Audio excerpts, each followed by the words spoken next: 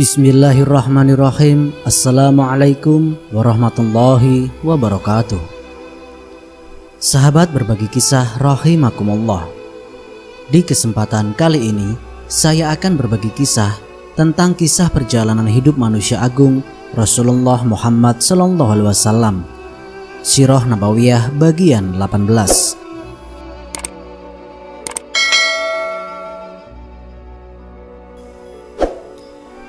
Kebencian Yahudi terhadap Islam. Mereka kemudian menangis dan saling berangkulan antara kaum Aus dan kaum Khazraj. Kemudian meninggalkan tempat bersama Rasulullah dengan penuh ketaatan. Allah telah memadamkan dari mereka tipu daya musuh Allah Ibnu Qais. Itulah apa yang dilakukan dan diupayakan oleh Yahudi untuk menimbulkan keresahan dan permusuhan di tengah-tengah kaum muslimin dan menghalangi jalan dakwah Islam. Dalam hal ini, mereka memiliki berbagai program. Mereka menebarkan berbagai isu, beriman pada pagi hari dan kufur di sore harinya, untuk menanamkan benih-benih keraguan di dalam hati kaum yang lemah. Mereka mempersempit jalan-jalan kehidupan terhadap orang yang memiliki hubungan keuangan dengan mereka. Apabila mereka mempunyai tanggungan hutang kepada orang mukmin dan tidak dapat melunasinya, mereka mengatakan, "Sesungguhnya hutangku kepadamu hanya kubayar ketika kamu masih berada di atas agama nenek moyangmu. Apabila kamu telah keluar dari agama nenek moyangmu, tidak akan kubayar lagi." Mereka melakukan itu sebelum perang Uhud, sekalipun mereka terikat perjanjian dengan Rasulullah SAW. Rasulullah dan para sahabat tetap bersabar atas hal itu semua, agar mereka mau sadar, di samping untuk mewujudkan keamanan di dalam negeri. Tetapi mereka tidak melihat bahwa Allah telah menolong orang-orang yang beriman di medan Badar, dan mereka telah memiliki kekuatan dan kewibawaan orang-orang yang jauh maupun yang dekat. Maka mereka menyatakan kejahatan dan permusuhannya secara terang-terangan. Orang Yahudi yang paling dengki dan paling jahat adalah Ka'ab bin Ashraf. Sebagaimana halnya Bani Qainuqa merupakan kelompok yang paling jahat di antara ketiga kelompok Yahudi. Bani Qainuqa tinggal di dalam Madinah. Profesi mereka adalah tukang sepuh dan pembuat bejana. Dengan profesi tersebut, setiap orang dari mereka memiliki alat-alat perang. Jumlah prajurit mereka adalah 700 orang. Mereka adalah Yahudi Madinah yang paling berani dan Yahudi pertama yang melanggar perjanjian. Ketika Allah memberikan kemenangan kepada kaum muslimin di Badar, ulah mereka semakin brutal. Mereka membangkitkan keributan dengan mencela dan mengganggu setiap muslim yang mendatangi pasar mereka, sampai mereka berani mengganggu para wanita kaum muslimin. Tatkala kejahatan mereka sudah memuncak, Rasulullah mengumpulkan mereka, menasehati mereka dan mengajak mereka kepada kebenaran. Tetapi kejahatan dan kesombongan mereka semakin menjadi. Diriwayatkan oleh Abu Dawud dan dari jalur Ibnu Abbas radhiyallahu anhu berkata, setelah Rasulullah berhasil menundukkan orang-orang Quraisy dalam perang Badar, beliau mengumpulkan orang-orang Yahudi di pasar Bani Qainuqa dan berkata, "Wahai orang-orang Yahudi, masuklah ke dalam Islam sebelum kalian ditimpa oleh apa yang telah menimpa kaum Quraisy." Mereka mengatakan, "Hai Muhammad, janganlah engkau membanggakan kemenangan terhadap kaum Quraisy. Mereka itu tidak mengerti ilmu peperangan. Seandainya kami yang engkau hadapi dalam peperangan, niscaya engkau akan mengetahui siapa sebenarnya kami." Kemudian Allah Ta'ala menurunkan ayat, "Katakanlah kepada orang-orang yang kafir, kamu pasti akan dikalahkan di dunia ini dan akan digiring ke dalam neraka jahanam. Dan itulah tempat yang seburuk-buruknya. Sesungguhnya telah ada tanda bagi kamu pada dua golongan yang telah bertempur. Segolongan berperang di jalan Allah dan segolongan yang lain kafir yang dengan mata kepala melihat seakan-akan orang-orang muslim 2 kali jumlah mereka. Allah menguatkan dengan bantuannya siapa yang di peperangan antara kaum muslimin dan orang-orang Yahudi dari Bani Qainuqa. Melihat peristiwa biadab yang dilakukan oleh orang-orang Yahudi dari Bani Qainuqa, Rasulullah hilang kesabaran. Beliau menyerahkan urusan Madinah kepada Abu Lubabah bin Abdul Munzir, menyerahkan bendera kaum muslimin kepada Hamzah bin Abdul Muthalib, dan bersama tentara Allah beliau berangkat menuju Bani Qainuqa. Ketika Yahudi dari Bani Qainuqa melihatnya, mereka segera berlindung di dalam benteng-benteng mereka. Kemudian kaum muslimin mengepung mereka dengan ketat, yaitu pada hari Sabtu pertengahan bulan Syawal tahun kedua Hijrah. Pengepungan itu berlangsung selama 15 hari sampai awal bulan Zulqaidah. Allah timpakan rasa takut ke dalam hati mereka. Akhirnya mereka menyerah dan bersedia menerima hukumannya yang akan diputuskan oleh Rasulullah menyangkut budak, harta, istri, dan anak keturunan mereka. Ketika itu bangkitlah Abdullah bin Ubay bin Salul memainkan peran kemunafikannya. Dia mendesak Rasulullah agar memaafkan mereka dengan mengatakan, "Wahai Muhammad, perlakukanlah para sahabatku itu dengan baik. Mereka adalah para sekutu kabilah Khazraj yang salah seorang pemimpinnya adalah Abdullah bin Ubay." Permintaannya itu tidak ditanggapi oleh Rasulullah SAW.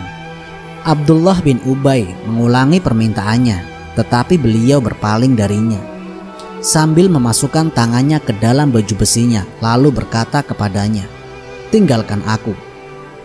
Beliau marah dan wajahnya tampak berubah, lalu berkata lagi, "Celakalah kau, tinggalkan aku." Tetapi sang munafik tersebut tetap saja pada keinginannya dan berkata, "Tidak, demi Allah, aku tidak akan meninggalkan engkau sebelum engkau memperlakukan para sahabatku itu dengan baik." 400 orang tanpa perisai dan 300 orang bersenjata lengkap yang telah membelaku terhadap semua musuh-musuhku itu. Apakah engkau habisi nyawanya dalam waktu sehari? Demi Allah, aku betul-betul mengkhawatirkan terjadinya bencana itu. Rasulullah memperlakukan si munafik tersebut yang baru sebulan menampakkan keislamannya dengan memberikan perhatian kepadanya. Dia diserahkan orang-orang Yahudi itu kepadanya dengan syarat mereka harus keluar dari Madinah dan tidak boleh hidup berdekatan dengan kota Madinah. Mereka pun keluar menuju daerah di sekitar Syam. Perang Syawik. Ketika Safwan bin Umayyah, orang-orang Yahudi dan orang-orang munafik melakukan makar, Abu Sufyan berpikir untuk melakukan suatu tindakan yang kecil resikonya tetapi jelas pengaruhnya. Ia berupaya untuk segera melakukan tindakan untuk memelihara kedudukan kaumnya dan menunjukkan kekuatan mereka. Abu Sufyan bernazar tidak akan membasahi rambutnya dengan air karena junub sebelum menyerang Muhammad. Maka ia pun keluar membawa 200 tentara untuk memenuhi nazarnya. Mereka tiba di suatu terusan yang menghadap ke Gunung Naib. Dari Madinah sekitar 1 barit atau 12 mil. Tetapi ia tidak berani menyerang Madinah secara terang-terangan. Ia melakukan suatu tindakan seperti tindakan pembajakan, yaitu memasuki pinggiran Madinah secara sembunyi-sembunyi di tengah-tengah kegelapan malam. Dia mendatangi Huyai bin Al-Khattab dan meminta dibukakan pintu. Namun Huyai tidak mau dan merasa ketakutan. Kemudian ia mendatangi Salam bin Mushkam, pemimpin Bani Nadlir pada saat itu. Setelah meminta izin ke Salam bin Mushkam, ia pun diberi izin, diberi minum khamr dan memperoleh informasi tentang keadaan kaum muslimin pada saat ini darinya. Kemudian pada malam itu juga Abu Sufyan keluar dan menemui para sahabatnya, lalu mengutus satu pasukan dari mereka dan menyerang suatu tempat di pinggiran kota Madinah yang bernama Aridil. Mereka menebang dan membakar beberapa pohon kurma dan di sana mereka membunuh seorang lelaki Ansor dan sekutunya yang sedang berada di kebun mereka. Setelah itu mereka melarikan diri ke Mekah. Peristiwa tersebut sampailah ke telinga Rasulullah SAW. Lalu beliau segera mengejar Abu Sufyan dan kawan-kawannya. Akan tetapi mereka segera melarikan diri dengan sangat cepat.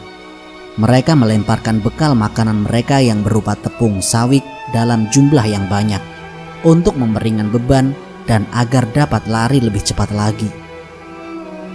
Rasulullah pun sampai di Qorqoratul Qudar, kemudian kembali pulang dan kaum muslimin membawa tepung sawik yang dilemparkan oleh orang-orang kafir itu. Sehingga peristiwa ini dinamakan dengan Perang Sawik. Peristiwa ini terjadi pada bulan Dzulqa'dah, tahun kedua Hijriah, 2 bulan setelah peristiwa Badar. Dalam perang ini, Rasulullah menyerahkan urusan Madinah kepada Abu Lubabah bin Abdul Munzir. Perang Dzi Amar. Peperangan ini merupakan operasi militer terbesar yang dipimpin oleh Rasulullah SAW sebelum Perang Badar. Peristiwa ini terjadi pada bulan Muharram tahun ketiga Hijriah.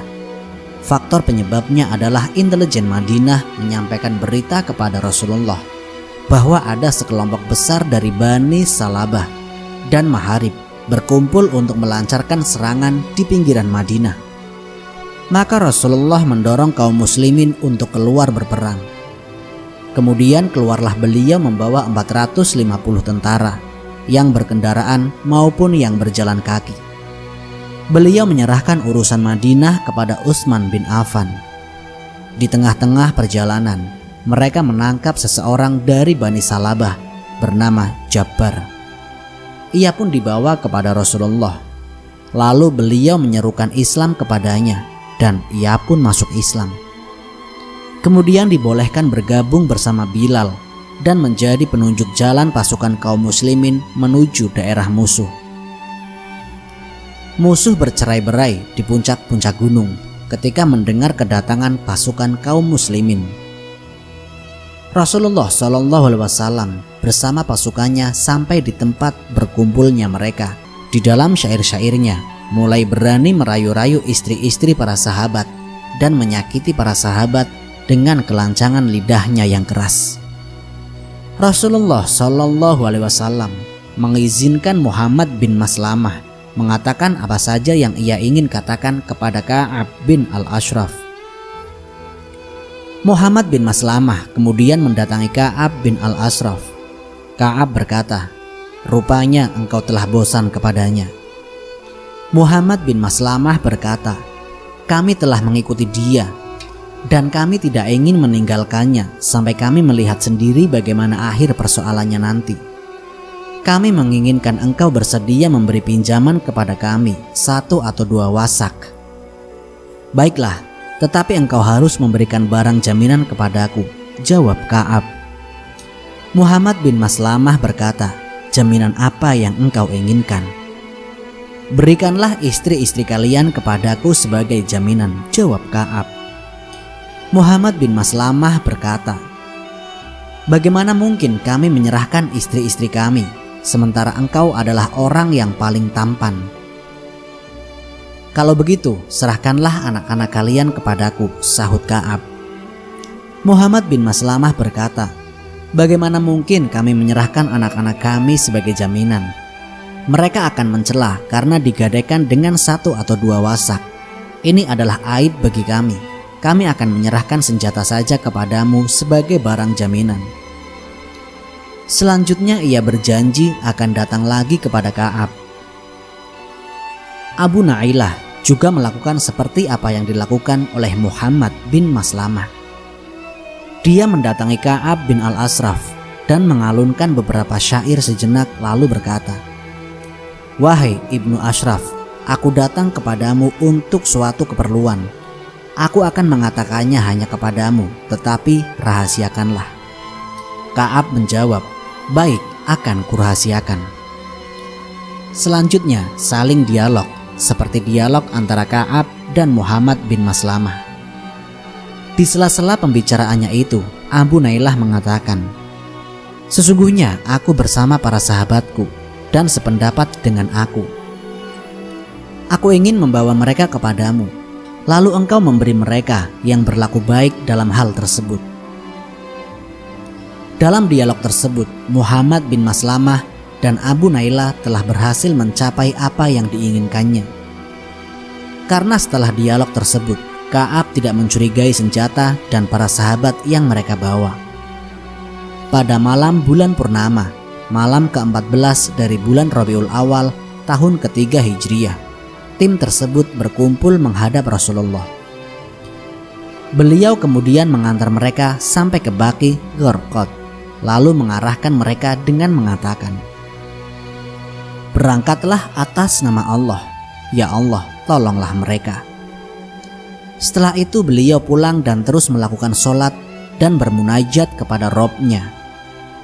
Tim itu pun tiba di benteng tempat tinggal Ka'ab dan Al-Ashraf. Abu Nailah kemudian memanggilnya dan Ka'ab pun bangkit untuk mendatangi mereka. Istrinya berkata, "Mau kemana pada saat seperti ini?" "Aku mendengar seperti suara yang dapat meneteskan darah." Ka'ab berkata, "Ia adalah saudaraku Muhammad bin Maslamah dan saudara sesuku Abu Nailah. Sesungguhnya orang yang mulia itu apabila dipanggil untuk bertempur pasti bersedia menghadapinya." Jalan lewat Irak merupakan jalan yang panjang melewati Najd sampai ke Syam dan melewati sebelah timur Madinah. Orang-orang Quraisy sangat muslim. Akhirul kalam, wassalamualaikum warahmatullahi wabarakatuh.